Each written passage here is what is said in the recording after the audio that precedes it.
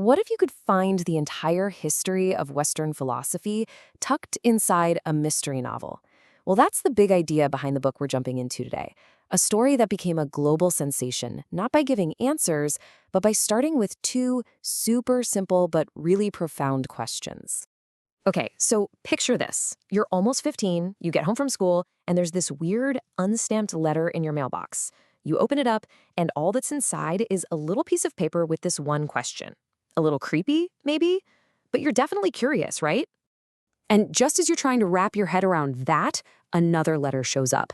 These two questions, so simple on the surface, but, incredibly deep, are the hook that pulls a young girl and literally millions of readers into this huge ocean of human thought in Jostein Gaarder's 1991 novel, Sophie's World.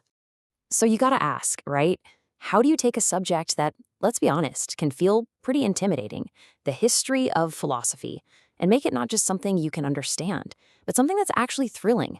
Well, this was Gaarder's absolutely brilliant solution. What he did was, he basically wrapped a whole history of Western philosophy inside this super compelling young adult mystery novel. So as Sophie is learning about all these great thinkers, she's also trying to solve this bizarre puzzle about her own existence and who her secret teacher is. And it turns out the world wasn't just captivated, it was starving for this.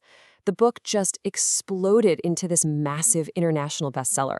It totally proved that people are hungry for big ideas. You just have to serve them up in a way that feels fresh and exciting. I mean, this one reviewer on Goodreads just nailed it. They said the book worked because it mashed up the smarts of a classic philosophy textbook with the can't-put-it-down feeling of a modern novel.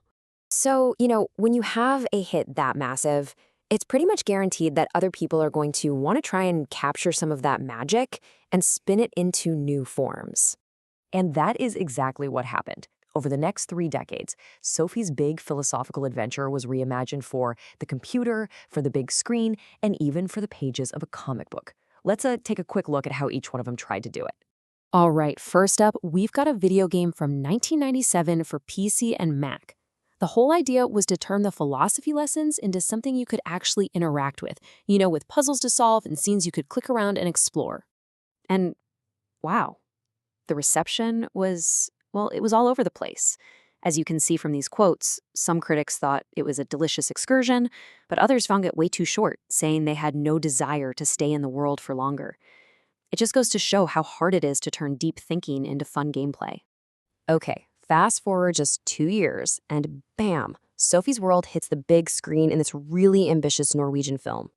The goal here was to try and visually capture not just the mystery part of the story, but the huge, sweeping history of philosophy itself. And we are talking a huge production here.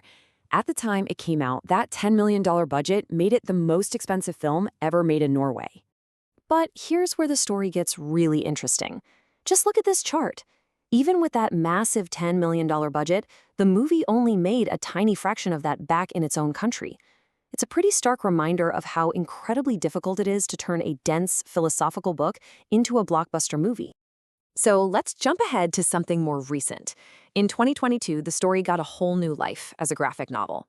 This time, the idea was to use the power of images and sequential art to translate the book's really dense ideas. So this version is all about visual storytelling.